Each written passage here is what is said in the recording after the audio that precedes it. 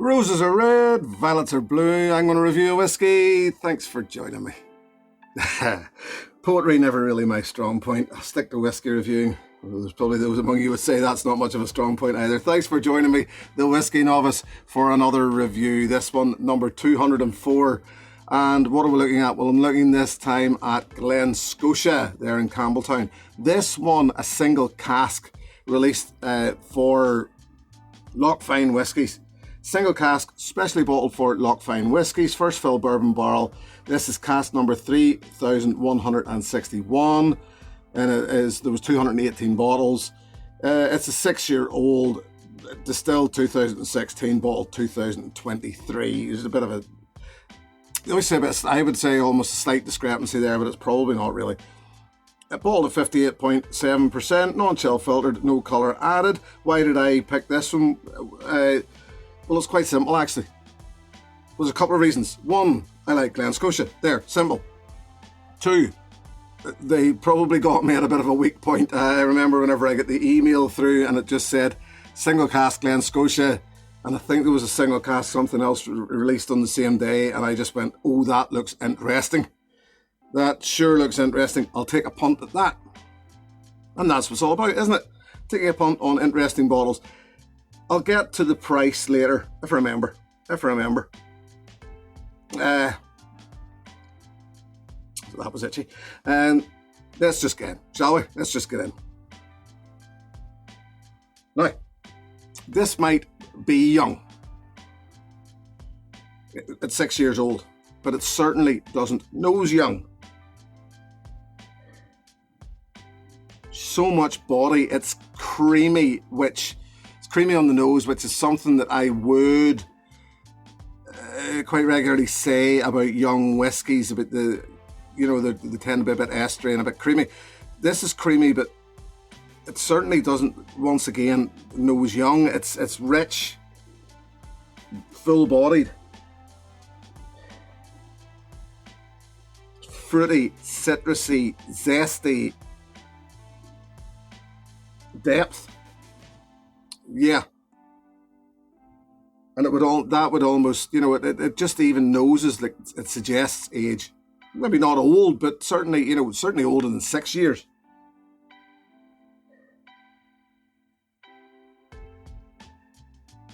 The high ABV does drive this a bit, and it feels a little like maybe perhaps had this been tempered a bit more at source, maybe it would have settled. I'm not quite sure, but what underlies that zestiness, that fresh brightness is that first fill bourbon cask is there. So it seems to be alcohol first, then you get into that real bright, fresh zestiness, then all those caramel vanilla notes come underneath. Yeah, they're definitely, all those notes, the layers that you would expect are all there. Maybe just not necessarily in the right order. But certainly, as I said, those vanillas, those caramels you would expect of a first fill bourbon cask, maybe just pushed a little under by the high ABV, by the fact that, as I said, it's a very bright citrusy nose. But a very, very good nose.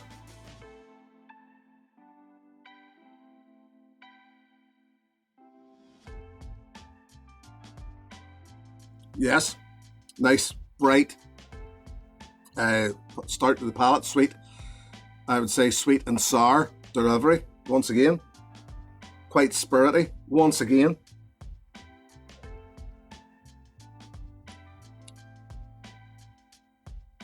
And yes, the younger, maybe I did use the term earlier, estery notes of young spirit there. But once again, all that fresh fruit is there. All those creamy caramel notes are there.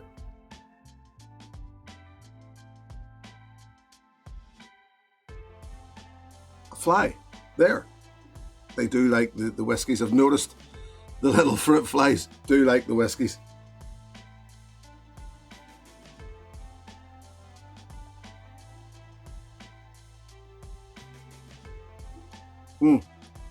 Chocolatey notes. This, to me, and this is why it was a fairly simple choice to buy this bottle. Glen Scotia is proof, this is proof that as a young whiskey, they're still making a very, very solid spirit that even with 6 simple years maturation, it's still big and bold and very attractive to flies.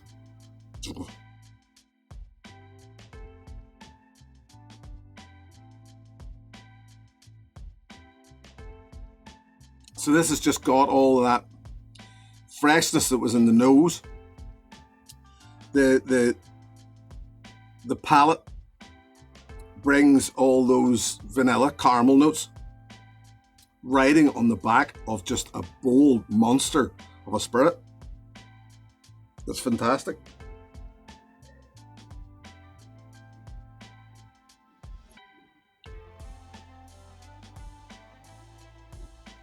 Finish, long, yes. Hot, it is a bit. I would expect that in fairness. It's not off-puttingly so. And I'm even getting nice hints of licorice at the back. And I'm not a huge fan of licorice, but it works here.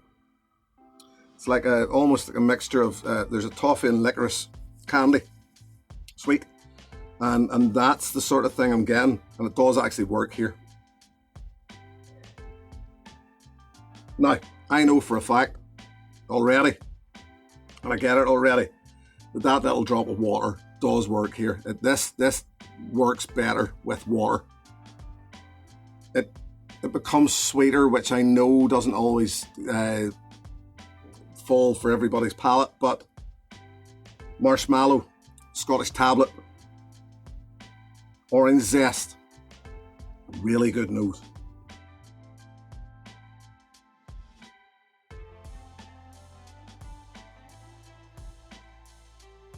Still very spirity, actually probably even more spirity. Loads of orange zest, loads of vanilla.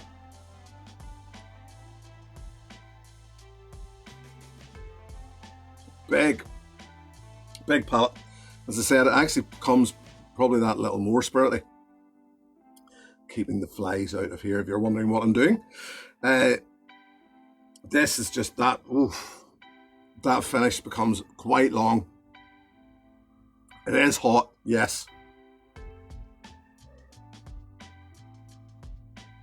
It's sort of surprisingly hot, but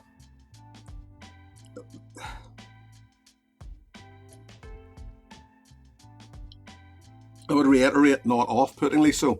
I would definitely say again that it's not off-putting. I said earlier that I would mention the price. Let's just get a little lid on you there, the boy. Yeah, keep those dirty little flies out. £75 I paid for this. Yes, it's young, but I'm at a bit of a point in my journey right now that I'm starting to struggle to understand, almost, and this maybe sounds a bit silly, starting to almost struggle to understand what price whiskey should be, because I'm seeing whiskies that I don't think are any bit close to expensive, should be expensive, being ridiculously expensive, and other whiskies that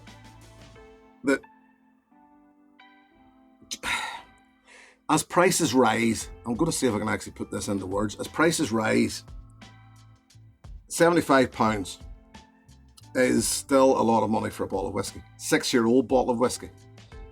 It's a single cask, so that's always going to push the price up.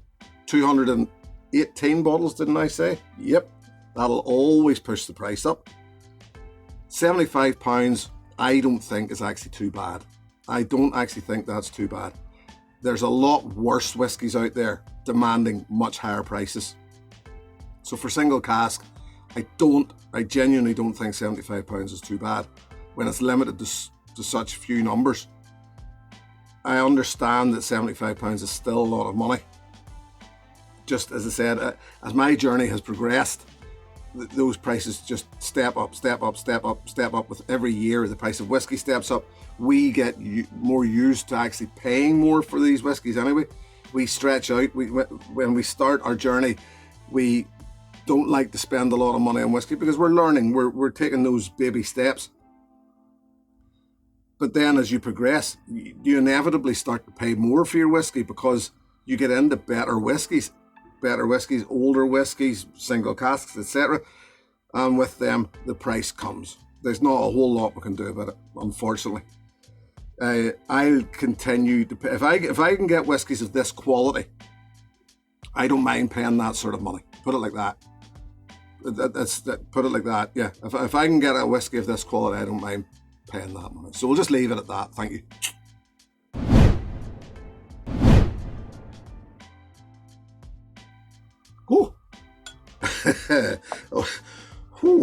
Always forget that whenever you cap a whiskey and you take that lid off, probably not the wisest idea just to get your nose straight down in there. So what would I recommend as an alternative? Well, do you know, it was quite simple not to stray too far off script here. I'm going to suggest to you, let's get this bottle around the correct way. Let's just stay with Glen Scotia and go for the Victoriana. I think the thing is, most of us know by now how good the Victoriana is. If you don't, get yourself a bottle of Victoriana. This Loch Fyne release, I don't know whether it's still there or not. I don't know whether it's sold out. It's probably every chance it's gone. If that's the case, you want to get a feel for Glen Scotia, and that's why I don't mind doing these single casks for this, because I'm giving you a feel for the distillery itself. Victoriana is another great example of Glen Scotia whiskey. So if you like the sounds of this but you can't get your hands on it, as much as the Victoriana is another non-aged statement, I can't remember. I'll leave a link up here. There'll be a link up here for my review of it. I did talk about ages, and I don't think it was that old either, from memory. Not a statement, but I don't remember it actually having big old whiskies in it, from, as I said, from memory. So yes, if you want to, obviously maybe not be able to get your hands on this Glen Scotia that I'm reviewing here, certainly give Glen Scotia a go, and Victoriana is a bloody good place to go. There are other, is it the double cask, even great. I mean, Glen Scotia I really would highly recommend.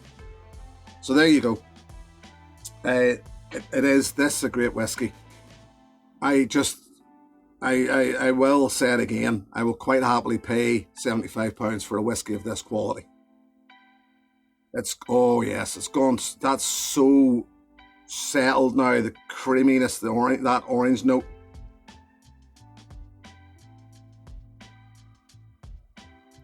The ABV has settled itself down a little, so it's not overpowering. Lovely whiskey. Lovely whiskey. Non-peated. I was just reading that in the back of it. That was probably something I should have mentioned. Glen Scotia will do some peated malt, but this one is non-peated. So there you go. Leave it at that. Thank you very much for joining me. It's been a pleasure as always. Thank you very much to my patrons. Thank you for that support. If it were not for that support, this channel probably would not still be running. So thank you very much for that. Anybody who would like to know more about my patrons, or if you feel like joining that group, the details are in the video description below. There you go. I will leave it at that and say thank you very much for joining me. Look after yourselves. Here's to your good health. Cheers. Hey, thanks for watching my video. Please click and subscribe to be notified of further content.